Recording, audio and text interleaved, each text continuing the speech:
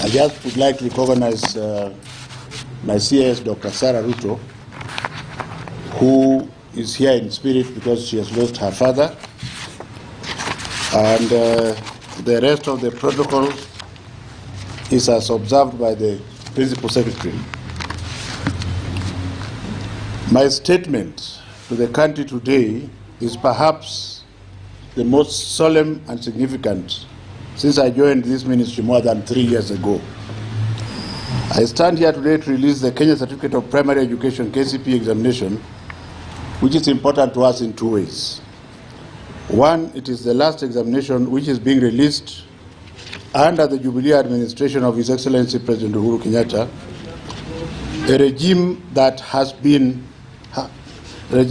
seen a 6-year run of the most clean and flawless national examination campaigns that have restored the integrity and credibility of our national certification system. Two, these KCPE examination results we are releasing today will be the second last before we fully transition into the competency-based assessments under the competency-based curriculum in 2023. I therefore am very proud and thankful to the Lord and His Excellency the President to have allowed me to serve for the last 6 years, 3 as Cabinet Secretary, and incidentally, very strangely, the longest Cabinet Secretary in the Ministry of Education under the Jubilee administration, and the other 3 years as Chair of the Kenya National Examination Council. I cannot take this for granted, this opportunity for granted. I am aware that there are very many other better qualified people, and I think His Excellency the President alone knows why he dared to select me to do this job.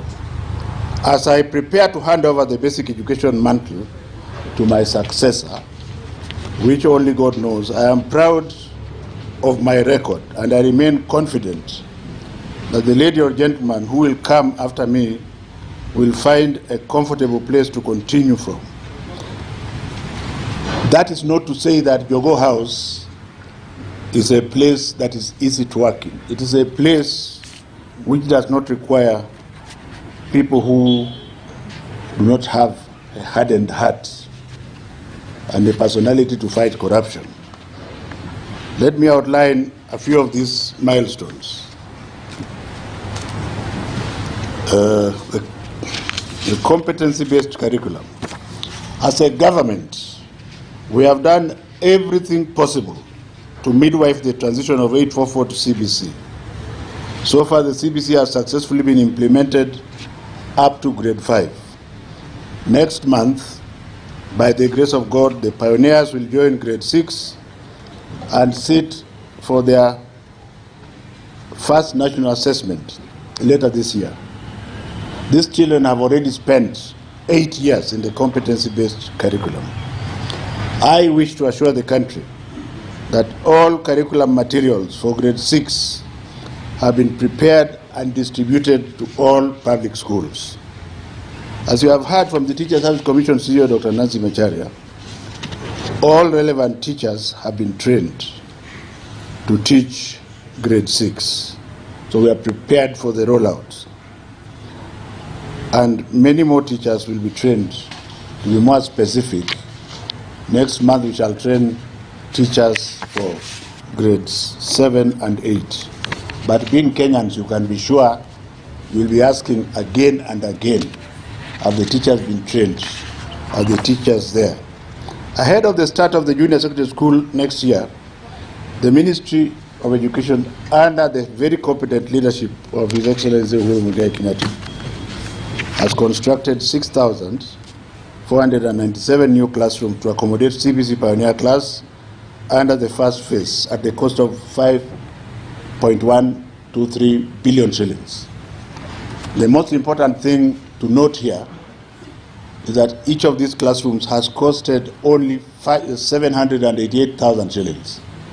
So we must start asking ourselves, whether we like it or not, where has the 426,000 shillings extra been going to? Because most of the classrooms before this were constructed at 1.26 million. So we must give to Caesar what belongs to Caesar. And I want to thank the President for being firm on us, saying that he was of the considered opinion that 788,000 can construct classrooms. I'm saying they are all completed because the few that are not complete are either at walling or roofing stage, and my team and I shall ensure that they are complete before the end of the exams.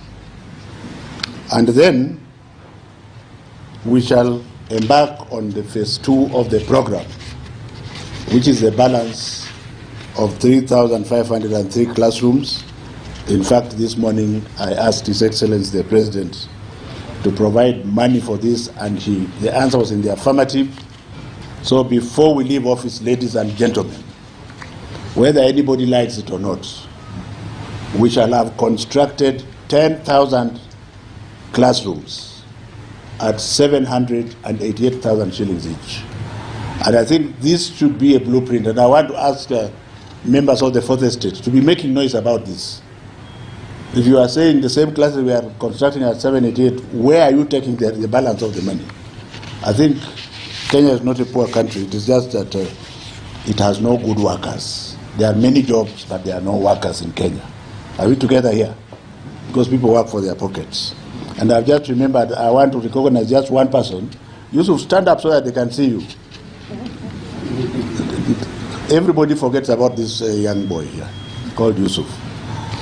The fact that we were able to mark these exams quickly and on time, he's the last in the chain. So let's not judge people from where they are. But there are times he was sleeping at 4:30, and by 7:30 he's here. And we are now releasing the results. And you have seen all my leaders have forgotten him. I will not forget him. Thank you. All these preparations, ladies and gentlemen, make me extremely comfortable that my successor will find a good script to follow in the CBC implementation. But I want to dare say once again that this ministry is not a ministry for the faint-hearted. The education ministry is not a ministry for the faint-hearted, starting from your house to the field and to your house. The competency-based assessment, as I already said before, the first grade 6 assessment is set to be administered in December of this year. It's expected that this national assessment will account for 40% of the candidate's final mark, while the remaining 60% will have come from the classroom teacher scores from school-based assessments of grade 4, 5, and 6. This new testing is expected to emphasize both formative and summative assessments, which hopefully will heavily reduce the nonsense cutthroat competition that we see witnessed under the 844 system, and heavily reduce incentives for cheating in examinations. And for the avoidance of doubt, even this examination I'm presenting you did not leak. Many of you would have hoped that it leaked so that you can provide things you are going to write about, but unfortunately it did not leak. I also wish to assure my successor that I have ensured that the grade 6 national assessment is ready, and all that is required is to oversee the administration. My plea to the next government, whichever it is to encourage it to ensure continuous security of our examination process until the CBC is fully grounded.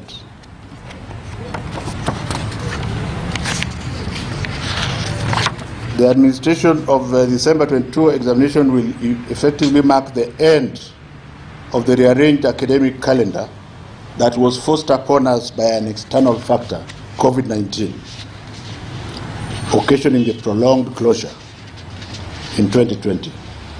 Beginning of January 2023, our country will go back to the traditional academic calendar starting in January and ending in November of each year.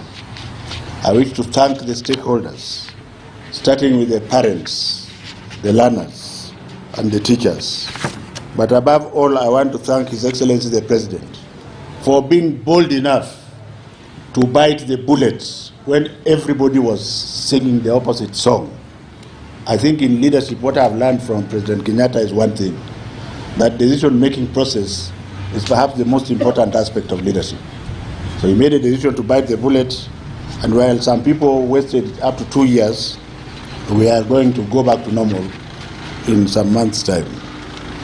I also do not want to forget our teachers, whom nobody can compensate them. So let me not hear teachers saying, oh, we are not being paid enough. Who the hell do you think is being paid enough? Nobody is paying me to work for 16 hours a day. So you should also do the same, and most of them are doing so. And we are proud of them, Dr. Macharia. And we pass that message to them. I want to thank the President for offering the ministry all the support out of the broad that has enabled us to carry the broad reforms. And let me be very fair to His Excellency the President. I don't look like the person who will praise anybody. I'm not a praiser. I will not shift from one party to another. In fact, I don't have a party. Are we together? But I want to recognize His Excellency the President for the manner in which he has handled me as a cabinet secretary. He has never given me instructions that confuse me, as if he's saying this and meaning this.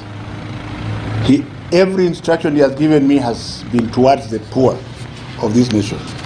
So no one can gainsay the fact that when the history of this country is written, President Kenyatta's contribution to the education sector will comprise a myriad of chapters. And you can take that to the bank, because it's not about politics. You can actually measure what has been done. The multi-agency examination administration, the successful administration of this exam for the last 6 years would not have been possible if we did not have a multi-agency approach, some of whom I will not name, some I will name because you see the policemen. Basically, I want to recognize, first of all, my fallen colleague, the late General Kaiseri, who together with Fred Matiang'i and Joe Mucheru started this process when I was recruited to work at another level. And we have continued to better the system, except that the Kenyans have refused to accept that the container system which we picked after I went around African countries, and we picked it in Uganda, has been watertight. The exam cannot leak. So I don't know, whoever says the exam has leaked, show us the paper the day before. It's a very simple thing they are doing, which even a man who failed the exam can do. Once the examination has left the container, then 1 or 2 teachers will go and take a photo and put it in the mtandao. But the children are already in the classroom. So now that we have stopped phone from going into classes, if you are stupid, continue to do so. And I want to warn here, ladies and gentlemen, I have a choice. My choice is to remain a cabinet secretary until tomorrow. If you choose to put your career online, we shall punish the children and we shall punish the teachers. Just wait and see. It's not a joke anymore, because I think it is a criminal offense to confuse a youngster who is very intelligent. You want to send things in a phone when he's already inside and thinking. So those who are bold enough, who are doing so, who have already taken money from these people, must be prepared to face the consequences which are coming. I'm talking very firmly because there are some we have already caught. Not that the exam leaked, but your attempt, if you are caught with a cell phone, for example, there is a price you shall pay. And it is not a very sweet price. So if you are bold enough to try, go ahead and try. Even this morning, perhaps they tried. Tomorrow, if you like, you can try. And we shall catch you. And in less than 2 weeks, if you are a teacher, your job is gone. That's it. We must not forget the 100% transition in line with the government's 100% transition, that all these children, the 1,214,031, all of them will transit to high school. You will ask why. Some of them were caught colluding. Yes, our law says if you catch a child colluding in primary school, for that subject the child gets 0. So that will bring the marks down. Up to now, I don't think there's any child who was caught with all the papers. So even if you passed on only one, you will go to a school which is appropriate with you. Are we together? So, but they will pay for it, especially all those that... already the minister has put in place measures to ensure that a selection exercise is conducted soonest, and I dare say that Kibet, within 2 weeks I would be wanting to know whether it is complete or not. You have no sleep until we complete that subject. Umeelewa? Now, when the legacy of His Excellency the President is written, the LIMU scholarship program will be written in it. And this program has enabled the poor children of Kibera, of Kiandutu, or what have you, of Kisumu, children who are intelligent like I was, and who are poor like I was, and who had no chance of becoming a doctor and finally a CS like me, because the Mandarins were around it. So they would sell their positions. If you are taken in alliance, people with money through collusion will buy your place and allow you to go to a high school near your area. We want to thank His Excellency the President for his wisdom, that as we speak now there are 18,000 children whose scholarships are for the 4 years, starting from 2019. And this means that those poor will also raise their families, because when they rise, they will rise with their families. And because of that, the President has very gladly agreed this morning that we continue with another 9,000 beneficiaries this year. And so I am going to state here that we should look for James Mwangi, and we start. And I will not be in my office, I will be with them. I want to be sure that it is that child who requires that scholarship that gets it. Because I am the best example. Are we together here? And I think, despite all the politics, let us give to Caesar what belongs to him. Because originally that scholarship was supposed to be meant for other people only. His Excellency the President called me and said, no, go and look for the urban poor children. There are many children who are poor in the urban area. And I found very many of them.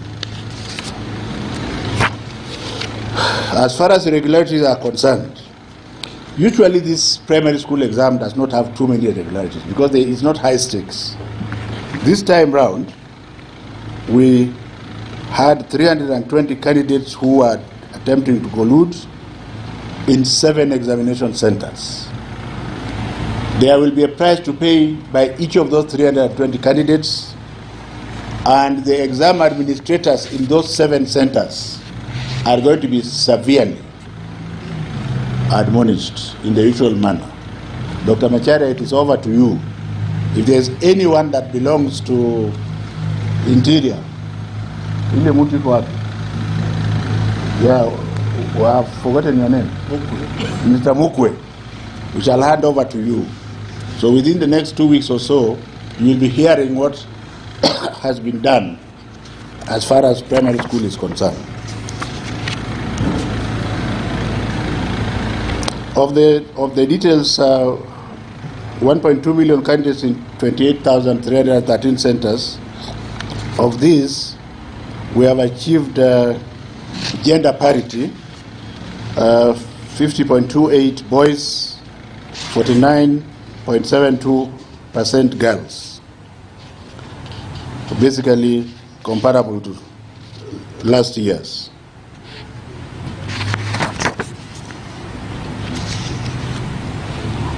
Now, during the 2021 examination, 12 counties registered more females than males. It's very strange. Mombasa, Meru, Isiolo, Tharaka Nithi, Nairobi, Uasin Gishu, Busia, Bungoma, Kakamega, Vihiga, Kisumu, and Siaya. In 2020, there were 20 of them. So it's like we thank God the male child is starting to come up. The number of candidates who are absent this time decreased from 12,424 to 11,500. The number of registered candidates who are below age increased from 26,000 to 33,000. The counties that had the highest entry for these candidates is very strange, and I'm going to read them very carefully. Baringo, Bomet, Kericho, West Pokot, and Nyamira. Doesn't make sense, but that is the truth. I'm asking, why not in the urban areas? So these counties, except for Nyamira, recorded similar trend last year. So it means then that there is something happening there. Could it be due to some traditional activities that they do there? We will do a tracer study to find out. The highest number of candidates came from the traditional years, over about 45% between 13 and 14 years. And when we jump to the overage, which is 19 years, they came from Turkana, Garissa, Kilifi, Kwale, and Mandera. Again, these counties, except for Mandera, recorded the same for last year. Performance per subject. Ladies and gentlemen, I'm happy to announce that 6 papers recorded an improved performance in the year 2021 as compared to 2020. These are English composition, Kiswahili Lugha, Kiswahili Insha, Kenyan Sign Language composition, Science and Social Studies. 3 other papers, Mathematics, English Language and Religious Education, recorded a drop in performance when compared to 2021. Kenya Sign Language recorded a comparable performance between the 2 years. In terms of gender, the performance of male and female candidates was comparable. However, the females always defeat the boys in English and Kiswahili, and they have maintained that. Male candidates were better in STEM subjects, Kenya Sign Language, Mathematics and Science, and Religious Education. Overall performance of the candidates. In 2021 examination, overall performance improved compared to 2020, although the highest mark dropped from 433 to 428. The mean average performance and quality of grades for all candidates is higher. For example, whereas 8,091 candidates, which is 0.68%, scored between 400 and 500 marks in 2020, the number increased to 11,857, which is 0.97% in 2021. This is an indicator that most candidates scored better scores than the previous year. I wish to commend all teachers and parents and candidates for this good performance during the challenging period. The summary of the grades is as follows. It's on a table, which I will not read fully, but I will just mention. 4 to 500, 11,857, 300 to 399, 315,275, 200 to 299, 578,197. Gentlemen and ladies of the media will see it from the list. I'm impressed that the mark range between the top 10 candidates, is only 3 points. Actually, there are up to 14 candidates in order to make the top 10, but the mark range is only 3 points, and that tells you something. And I will read a few. The top candidate for this year's examination is Magata Bruce Mackenzie from Gilgil Hills Academy. He is at position 1 with 428 points. The second candidate is Momanyi Ashley Kerubo from Makini School, Kibos, with 427 points. Number 3 is carried by 6 of them, so I'll just read maybe one because of time, or 2. Kuoma Charity Bahoya Buyanzi, Holy Family Misihu Girls Primary School. The next is Mbogwa Sharon Wairimu Muteti, Emmanuel Academy. Number 5, which is also with 3 points, it's Muteti Chantel Ndinda, Kitengela International School. Another one is 426 is Stanley Otieno Mondi, Rofinfield Junior Secondary School. Number 7, also with which is basically number 3, Wekesa Naomi, White Star Academy. Number 8, Kimani Ethan Karuga, Stepping Stones Preparatory, also with 426. Then the rest 4 are with 425, and the first one is Njeru Joel Junior Musioka. Njeru Joel Junior Musioka, Nyagwa Primary School. Then Kirinya Murioki Victor, PCEA Mwimbi Boarding Primary School. Second last one, Diana Rose Natolo, First Beth Academy.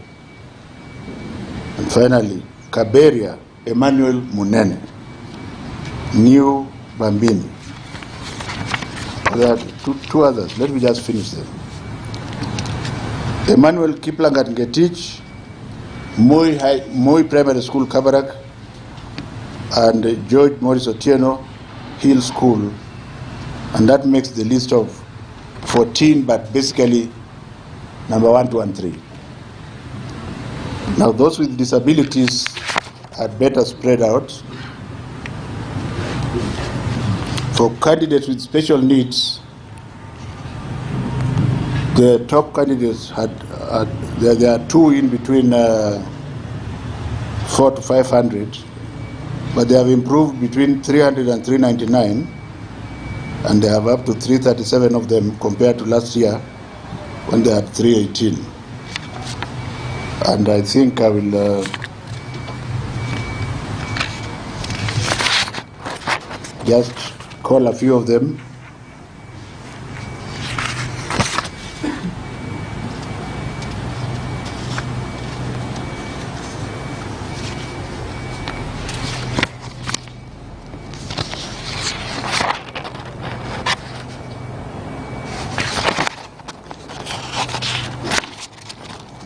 Like I don't have the list of SNE candidates, but then I'll go to the candidates who are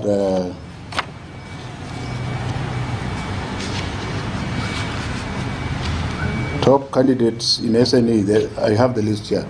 Bethany Tatila Migosi from Thorngrove Academy with 417 points. Grace Nema Katana from Havila Academy, Mutwapa Primary School. Kamau Jackson Degwa from Mudhiria. Musioka Kings Kevin.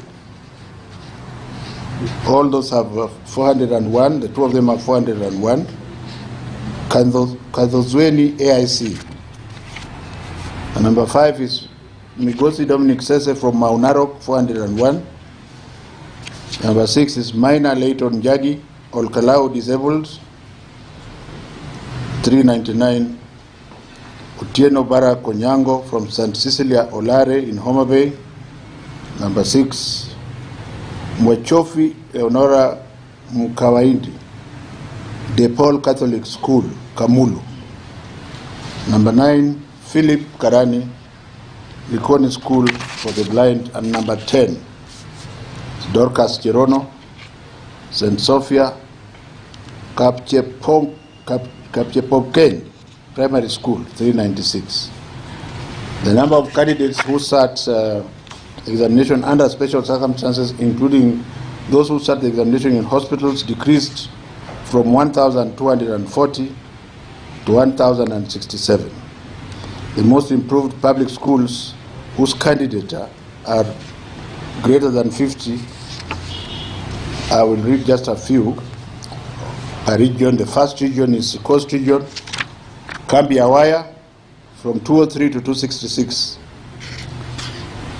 Central Region, Njenga Karume, from 207 to 248. Eastern, Ngukuine, from 165 to 250. Nairobi, Cheleta, from 213 to 263. Rift Valley, Lenkishoni, from 198 to 272. Western, Kewa DEB, from 216 to 284. Nyanza, Nyangiti, from 170 to 232. And Northeastern, Mandera DEB, from 181 to 270. We encourage them and hope that they continue to improve.